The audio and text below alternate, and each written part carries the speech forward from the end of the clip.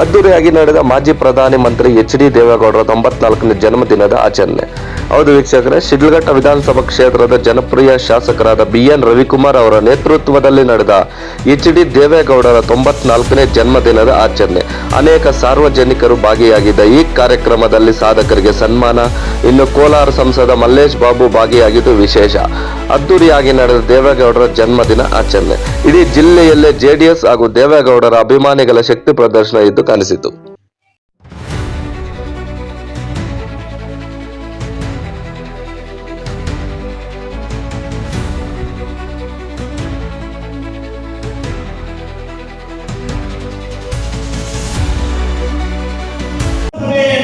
ವಿಧಾನಸಭೆಯಲ್ಲಾಗಲಿ ಅವರು ಬಹಿಷ್ಕಾರ ಹಾಕಿರೋ ಯಾವುದೇ ಗುರು ಕಾಣಿಸೋದಿಲ್ಲ. ಅಂತಹ ವ್ಯಕ್ತಿ ಸನ್ಮಾನ್ಯ ದೇವೇಗೌಡರು. ಅಂತ ಮುತ್ಸದಿ ರಾಜಕಾರಣಿಗೆ ನಿಮ್ಮೆಲ್ಲರ ಆಯುಷ್ಯವನ್ನು ಕೊಟ್ಟು ಅವರು ಶತಾಯುಷ್ಯಗಳಾಗಿ ಈ ನಮ್ಮ ಚಿಕ್ಕಬಳ್ಳಾಪುರಲ್ಲಿ ನಮ್ಮ ಸುಧಾಕರ್ ಸಾಹೇಬರು ಸಂಸದರು ಅವ್ರು ಮಾಡಬೇಕಾಗತ್ತೆ.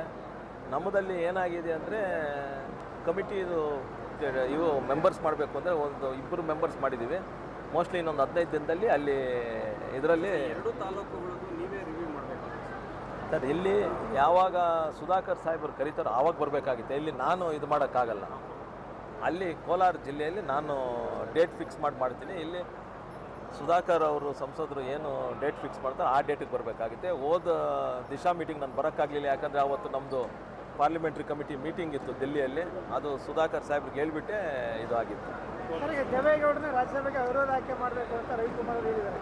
ಅದಕ್ಕೆ ನಿಮ್ಮ ಅನಿಸಿಕೆ ಏನು ಸರ್? ಯಾವ ಥರ ಸರ್, ಅವರು ಬಂದರೆ ರಾಜಕೀಯವಾಗಿ 2028 ಚುನಾವಣೆ ಏನು ನಡೆಯುತ್ತೋ ಅದಕ್ಕೆ ಲಾಭ ಆಗುತ್ತೆ NDA ಅಭ್ಯರ್ಥಿಗಳಿಗೆ. ಆಮೇಲೆ ಏನು ವಿಚಾರಗಳು ಎತ್ತಬೇಕಾಗುತ್ತೋ ಅಲ್ಲಿ ರಾಜ್ಯಸಭೆಯಲ್ಲಿ, ಯಾಕಂದರೆ ಅಲ್ಲಿ ಎತ್ತಬೇಕಾಗಿರೋರು ನಮ್ಮ ಪಕ್ಷದ ಮುಖಂಡರು ದೇವೇಗೌಡರು ಸಾಹೇಬ್ರೆ.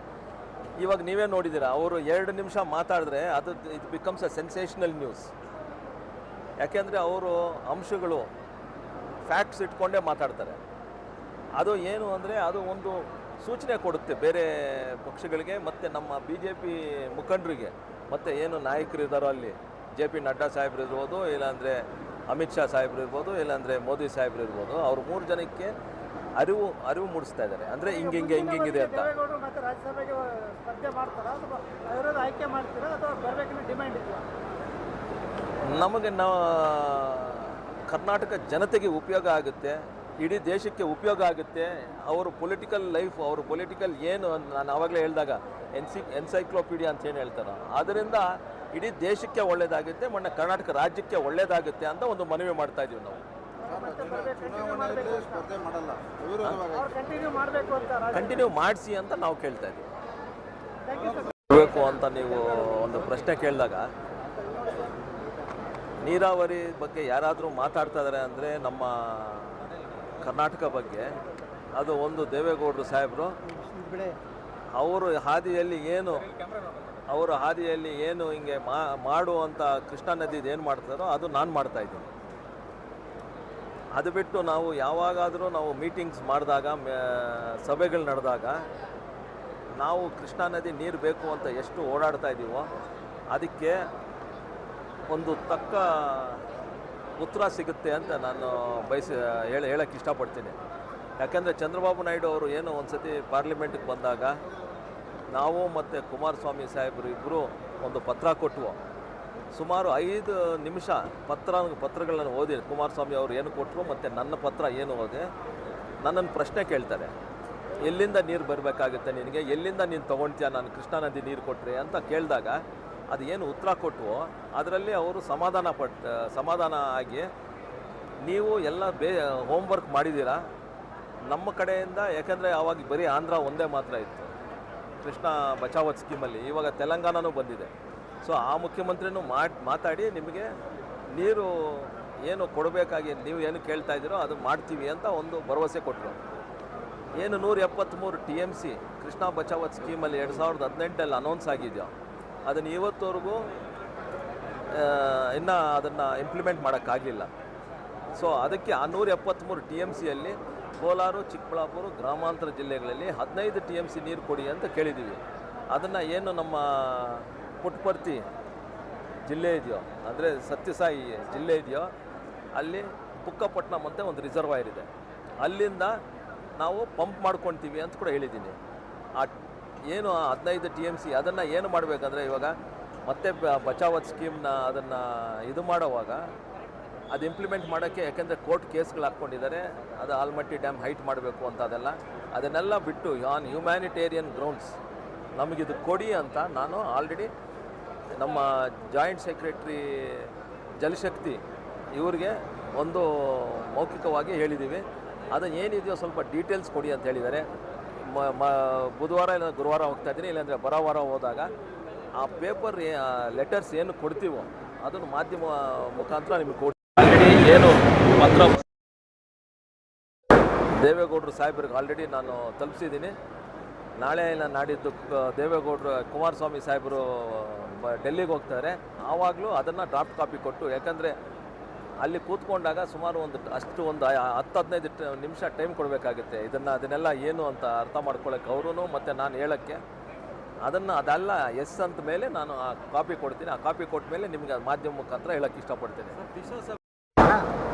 ನಮ್ಮ ಪಕ್ಷದ ರಾಷ್ಟ್ರೀಯ ಅಧ್ಯಕ್ಷರು, ನಮ್ಮ ದೇಶದ ಮಾಜಿ ಪ್ರಧಾನಮಂತ್ರಿಗಳಾದಂಥ ದೇವೇಗೌಡರು ಸಾಹೇಬ್ರವರ 94ನೇ ಹುಟ್ಟುಹಬ್ಬದ ಕಾರ್ಯಕ್ರಮವನ್ನು ನಮ್ಮ ಪಕ್ಷದ ಮುಖಂಡರುಗಳು, ನಮ್ಮ ಸ್ನೇಹಿತರುಗಳು, ನಮ್ಮ ಕೋಲಾರ ಸಂಸದರಾದಂಥ ನಮ್ಮ ಮಲ್ಲೇಶಣ್ಣವರು, ಗೋವಿಂದರಾಜಣ್ಣವರು ಒಂದು ಸಮ್ಮುಖದಲ್ಲಿ ಅವರ ಒಂದು ಹುಟ್ಟುಹಬ್ಬದ ಕಾರ್ಯಕ್ರಮದಲ್ಲಿ 4 ಜನಕ್ಕೆ ಅನುಕೂಲ ಆಗೋ ಅನ್ನೋ ಕಾರ್ಯಕ್ರಮವನ್ನು ನಾವು ಏರ್ಪಡಿಸಿದ್ವಿ. ಇವತ್ತು ನಮ್ಮ ಕ್ಷೇತ್ರದಲ್ಲಿ ಆರ್ಥಿಕವಾಗಿ, ಶೈಕ್ಷಣಿಕವಾಗಿ ಭಾಳಷ್ಟು ಹಿಂದುಳಿದಿರ್ತಕ್ಕಂಥ ಕುಟುಂಬಗಳನ್ನ ನಾವು ಗಮನಿಸಿ ಸರ್ಕಾರಿ ಶಾಲೆಯಲ್ಲಿ ಓದ್ತಕ್ಕಂಥ ಮಕ್ಕಳಿಗೆ ಅತಿ ಹೆಚ್ಚಿನ ಅಂಕ ಪಡಿತಕ್ಕಂಥ ಮಕ್ಕಳಿಗೆ ಇವತ್ತು ಮೊದಲನೇ ಬಹುಮಾನ 1 ಲಕ್ಷ, ಎರಡನೇ ಬಹುಮಾನ 50,000, ಮೂರನೇ ಬಹುಮಾನ 25,000 ಅಂತ ಶಾಲೆ ಪ್ರಾರಂಭಕ್ಕೆ ಮುಂಚೆನೇ ನಾವು ಘೋಷಣೆಯನ್ನು ಮಾಡಿದ್ದೀರಿ. ಅದರ ಪ್ರಕಾರ ಇವತ್ತು ಆ ಒಂದು ಕಾರ್ಯಕ್ರಮ ಮತ್ತು ಆ ಶಾಲೆ ಅತಿ ಹೆಚ್ಚಿನ ಅಂಕ, ಅತಿ ಹೆಚ್ಚಿನ ವಿದ್ಯಾರ್ಥಿಗಳು ಪಾಸಾಗಿರ್ತಕ್ಕಂಥ ಶಿಕ್ಷಕರಿಗೂ ಸಹ ಒಂದು ಗೌರವಧನ ಕೊಡ್ತಕ್ಕಂಥದ್ದು, ಅವ್ರಿಗೂ ಸನ್ಮಾನ ಮಾಡತಕ್ಕಂಥ ಒಂದು ಕಾರ್ಯಕ್ರಮ ಅನ್ನೋದು. ಅದೇ ರೀತಿ ಏನು ಇವತ್ತು ನಮ್ಮ ಕ್ಷೇತ್ರದಲ್ಲಿ ನಮ್ಮ ಬಶೆಟ್ಟಹಳ್ಳಿ ಪಂಚಾಯತಿಗೆ ಸೇರ್ತಕ್ಕಂಥ ಗ್ರಾಮದ ಮೊನ್ನೆ ಸಿಡಿಲಿಗೆ ಒಬ್ಬ ರೈತನು ಇವತ್ತು ಪ್ರಾಣ ಹೋಗಿದ್ದಂಥದ್ದನ್ನು ನಮ್ಮ ಗಮನಕ್ಕೆ ತಂದಂಥ ಸಂದರ್ಭದಲ್ಲಿ ಆ ಕುಟುಂಬವನ್ನು ಇವತ್ತು ಕೂರಿಸಿ ಇವತ್ತು ಅವರಿಗೆ ಒಂದು ಆರ್ಥಿಕವಾಗಿ ನಾವು ಸಹಾಯ ಮಾಡ್ತಕ್ಕಂಥದ್ದು. ಏನು ಇವತ್ತು ನಮ್ಮ ಚಿಲ್ಕಲ್ನರ್ಪು ಗ್ರಾಮದಲ್ಲಿ ಸಹ ಮೊನ್ನೆ ಒಂದು ಅಪಘಾತದಲ್ಲಿ ತಂದೆ ಮತ್ತು ಮಕ್ಕಳು ಸುಮಾರು 4 ಜನ ಸ್ಥಳದಲ್ಲೇ ಮೃತಪಟ್ಟಿದ್ದರು. ಅವ್ರಿಗೂ ಸಹ ಇವತ್ತು ಈ ಒಂದು ಕಾರ್ಯಕ್ರಮದಲ್ಲಿ ದೇವೇಗೌಡರ ಹುಟ್ಟುಹಬ್ಬದ ಪ್ರಯುಕ್ತವಾಗಿ ಅವ್ರಿಗೂ ಇವತ್ತು ಒಂದು ಸನ್ಮಾನವನ್ನು ಮಾಡಿ ಒಂದು ಆರ್ಥಿಕವಾಗಿ ಸಹಾಯವನ್ನು ಮಾಡಿದ್ದಾರೆ. ಇವೆಲ್ಲ ಕುಮಾರಣ್ಣ ಅವರು ಮತ್ತೆ ಮುಂದಿನ ಮುಖ್ಯಮಂತ್ರಿ ಆಗಬೇಕು ಅಂತ ಯಾವ ಥರ ಬಯಸ್ತೀರಿ? ಇವತ್ತು ನಮ್ಮ ಕರ್ನಾಟಕ JDS ಪಕ್ಷದ ರಾಜ್ಯಾಧ್ಯಕ್ಷರು, ಕೇಂದ್ರ ಸಚಿವರಾದಂಥ ಕುಮಾರಣ್ಣವರು ಏನು ಈ ರಾಜ್ಯದಲ್ಲಿ 2 ಬಾರಿ ಮುಖ್ಯಮಂತ್ರಿ ಆದಂಥ ಸಂದರ್ಭದಲ್ಲಿ ಅವರ ಒಂದು ಆಡಳಿತವನ್ನು ನಾವು ಗಮನಿಸಿದಾಗ ಇವತ್ತು ಈ ರಾಜ್ಯದಲ್ಲಿ ಏನಾದರೂ ಉತ್ತಮ ಆಡಳಿತ, ಉತ್ತಮ ಕೆಲಸ, ಉತ್ತಮ ಅಭಿವೃದ್ಧಿ ಕೆಲಸಗಳು ಮಾಡಿರ್ತಕ್ಕಂಥ ಒಬ್ಬ ನಾಯಕರು ಯಾರಾದರೂ ಇದ್ದರೆ ಅದು ನಮ್ಮ ಕುಮಾರಣ್ಣವರು. ಇವತ್ತು ಕುಮಾರಣ್ಣವ್ರಿಗೆ ಇವತ್ತು ಇಡೀ ಕರ್ನಾಟಕ ರಾಜ್ಯದಲ್ಲಿ ಮೂಲೆ ಮೂಲೆಯಲ್ಲೂ ಇವತ್ತು ಅವ್ರದ್ದೇ ಆದ ಒಂದು ಶಕ್ತಿ ಇದೆ. ಮುಂದೆ ಬರ್ತಕ್ಕಂಥ 2028 ವಿಧಾನಸಭೆ ಚುನಾವಣೆಯಲ್ಲಿ ಈ ರಾಜ್ಯದಲ್ಲಿ NDA ಪಕ್ಷ ಅಧಿಕಾರಕ್ಕೆ ಬರ್ತದೆ. ಕೇಂದ್ರದಲ್ಲಿ ಇವತ್ತು ಮಾನ್ಯ ನರೇಂದ್ರ ಮೋದಿಜಿಯವರು ಇರ್ಬೋದು, ಅಮಿತ್ ಶಾ ಅವರು ಇರ್ಬೋದು, ಇವತ್ತು ಕುಮಾರಣ್ಣವ್ರ ಮೇಲೆ ಹೆಚ್ಚಿನ ಒಲವನ್ನು ತೋರಿಸ್ತಾ ಇದ್ದಾರೆ. ಇವತ್ತು ಅವರು ಕೇಂದ್ರ ಸಚಿವರಾಗಿ 2 ವರ್ಷಗಳ ಕಾಲ ಅವರು ಇವತ್ತು ಒಂದು ಆಡಳಿತವನ್ನು ಗಮನಿಸ್ತಾ ಇದ್ದಾರೆ. ಇವತ್ತು ಕರ್ನಾಟಕ ರಾಜ್ಯ ಇವತ್ತು ಇಡೀ ಭಾರತ ದೇಶದಲ್ಲಿ 2ನೇ ಸ್ಥಾನದಲ್ಲಿ ಇವತ್ತು ಆರ್ಥಿಕ ಸುಧಾರಣೆ, ಇವತ್ತು ಆರ್ಥಿಕ ಕಟ್ತಕ್ಕಂಥ ಪರಿಸ್ಥಿತಿ ಇವತ್ತು ನಮ್ಮ ರಾಜ್ಯದಿರೋದ್ರಿಂದ ಈ ರಾಜ್ಯಕ್ಕೆ ಉತ್ತಮ ಆಡಳಿತ ಕೊಡಬೇಕಾದ್ರೆ ಅದು ಕುಮಾರಣ್ಣವ್ರು ಅಂತೇಳಿ ಕೇಂದ್ರ ನಾಯಕರು ಈಗಾಗಲೇ ಅವರು ಒಂದು ಸೂಚನೆಯನ್ನು ಕೊಟ್ಟಿದ್ದಾರೆ. ಇವತ್ತು ನಮ್ಮ ಭಾರತೀಯ ಜನತಾ ಪಕ್ಷದವರು, JDS ಪಕ್ಷದವರು ಏನು ಮೊನ್ನೆ 2024 ಲೋಕಸಭಾ ಚುನಾವಣೆ ಫಲಿತಾಂಶ ನೋಡಿದಂಥ ಸಂದರ್ಭದಲ್ಲಿ 143 ಕ್ಷೇತ್ರಗಳಲ್ಲಿ ಇವತ್ತು NDA ಅಭ್ಯರ್ಥಿಗಳಿಗೆ ಮೆಜಾರಿಟಿ ಬಂದಿದೆ. ಇದೇ ರೀತಿ ನಾವು 2028 ಚುನಾವಣೆಯಲ್ಲಿ ನಾವು ಮೈತ್ರಿ ಹೊಂದಾಣಿಕೆ ಮಾಡ್ಕೊಂಡು ಹೋದಂಥ ಸಂದರ್ಭದಲ್ಲಿ ಈ ರಾಜ್ಯದಲ್ಲಿ ಎನ್ ಡಿ ಎ ಸರ್ಕಾರ ಅಧಿಕಾರಕ್ಕೆ ಬರ್ತಕ್ಕಂಥದ್ದು 100% 100,000% ಸತ್ಯ ಅಂತ ನಾನು ಹೇಳಕ್ಕೆ ಬಯಸ್ತೀನಿ. ಪ್ರಸ್ತುತ ಈಗ ಕಾಂಗ್ರೆಸ್ ಸರ್ಕಾರ ಇದೆ, ಅವರು JDS ಶಾಸಕರ ಕ್ಷೇತ್ರಕ್ಕೆ ಅನುದಾನ ಅಭಿವೃದ್ಧಿ ಕೊಡ್ತಾ ಇದ್ದಾರೆ ಸರ್. ಇವತ್ತು ನಾವು ನಮ್ಮ ಕ್ಷೇತ್ರದಲ್ಲಿ ಇವತ್ತು ಅಭಿವೃದ್ಧಿಗಳು ನಾನು ಹೇಳೋಂಥದ್ದಿಲ್ಲ, ಜನ ಹೇಳ್ತಾ ಇದ್ದೀನಿ. ನಾವು ಪ್ರಾಮಾಣಿಕತೆಯಿಂದ ಇವತ್ತು ಯಾವ್ಯಾವ ರೀತಿಯಲ್ಲಿ ನಮ್ಗೆ ಅನುದಾನ ಸಿಗ್ತೈತೋ ಆ ಒಂದು ರೀತಿಯಲ್ಲಿ ಸಂಬಂಧಪಟ್ಟಂಥ ಸಚಿವರನ್ನ ನಾವು ಅವ್ರ ಗಮನಕ್ಕೆ ತಂದು ಈ ಕ್ಷೇತ್ರದ ಸಮಸ್ಯೆಗಳ ಬಗ್ಗೆ ಇವತ್ತು ನಾವು ಅಭಿವೃದ್ಧಿ ಮಾಡ್ತಕ್ಕಂಥದ್ದಾಗ್ತಾಯಿದೆ. ಒಟ್ಟಾರೆ ಇವತ್ತು ರಾಜ್ಯದಲ್ಲಿ ಏನು ಕಾಂಗ್ರೆಸ್ ಪಕ್ಷ ಅಧಿಕಾರಕ್ಕೆ ಬಂದಾಗನಿಕ ಇವತ್ತು ಏನು ಅವ್ರ ಗ್ಯಾರಂಟಿಗಳಂತ ಘೋಷಣೆ ಮಾಡೋದನ್ನು ನಾವು ಗಮನಿಸಿದಾಗ ಇವತ್ತು ಅಭಿವೃದ್ಧಿ ಅನ್ನೋದು ಸ್ವಲ್ಪ ಹಿನ್ನಡೆ ಆಗಿದೆ ಅಂತ ನಾನು ಹೇಳಕ್ಕೆ ಇಷ್ಟ. ಸರ್, ಈಗ ದೇವೇಗೌಡರನ್ನ ರಾಜ್ಯಸಭೆ ಸದಸ್ಯರು ಮಾಡಬೇಕು ಅಂತ ಒತ್ತಾಯ ಮಾಡ್ತಿದ್ರಿ, ಅಂದರೆ ಎನ್ ಡಿ ಅವರೆಲ್ಲ ಸಹಕಾರ ಕೊಡಬೇಕು ಅಂತ. ಅವರ ಅವಶ್ಯಕತೆ ರಾಜ್ಯಕ್ಕೆ ಎಷ್ಟಿದೆ ಸರ್? ಇವತ್ತು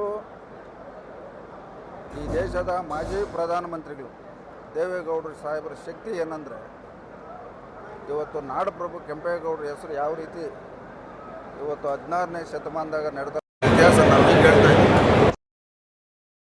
ಇತಿಹಾಸ ಮುಂದೆ ಹೇಳೋಂಥ ಕೆಲಸಗಳು ಅವ್ರು ಮಾಡಿದ್ದಾರೆ.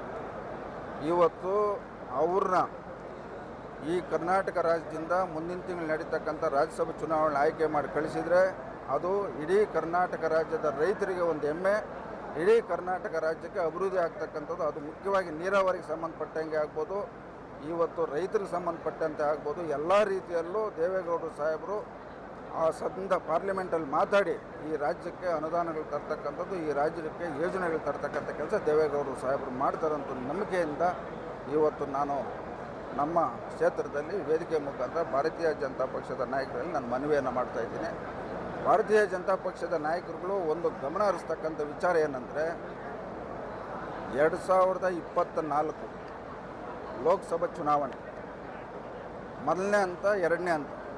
ಮೊದಲನೇ ಹಂತ ಹಳೆ ಮೈಸೂರು ಭಾಗ. ದೇವೇಗೌಡರು ಸಾಹೇಬರು ಮೈಸೂರಲ್ಲಿ ಒಂದು ಸಭೆಯಲ್ಲಿ ಮಾತಾಡಿದರು, ಚಿಕ್ಕಬಳ್ಳಾಪುರದ ಒಂದು ಸಭೆಯಲ್ಲಿ ಮಾತಾಡಿದರು. ಈ ಎರಡೂ ಸಭೆಯಲ್ಲಿ ದೇವೇಗೌಡರು ಒಂದು ಭಾಷಣದಿಂದ 14 ಜನ ಅಭ್ಯರ್ಥಿಗಳಲ್ಲಿ 12 ಜನ ಗೆದ್ದಿದ್ದಾರೆ.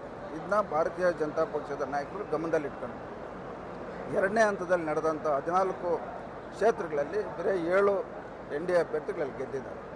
ಭಾರತೀಯ ಜನತಾ ಪಕ್ಷದ ನಾಯಕರಿಗೆ ಮುಂದೆ ಇವತ್ತು ಈ ರಾಜ್ಯದಲ್ಲಿ NDA ಸರ್ಕಾರ ಅಧಿಕಾರಕ್ಕೆ ಬರಬೇಕಾದ್ರೆ ಅವರು ಇವತ್ತು ದೊಡ್ಡ ಮನಸ್ಸು ಮಾಡಿ ನಮ್ಮ ದೇವೇಗೌಡರು ಸಾಹೇಬ್ರನ್ನ ಇವತ್ತು ಅವರು ನನ್ನ ಮುಂದಿನ ತಿಂಗಳು ನಡೀತಕ್ಕಂಥ ರಾಜ್ಯಸಭೆ ಚುನಾವಣೆಯಲ್ಲಿ ಅವಿರೋಧವಾಗಿ ಆಯ್ಕೆ ಮಾಡಿ ಕಳಿಸ್ಬೇಕಂತೇಳಿ ಮತ್ತೊಮ್ಮೆ ನಾನು ಅವರಿಗೆ ಮನವಿಯನ್ನು ಮಾಡ್ತೀನಿ. Thank you sir. ಅಣ್ಣ ಒಂದು ನಿಮಿಷ ಬರೋಣ.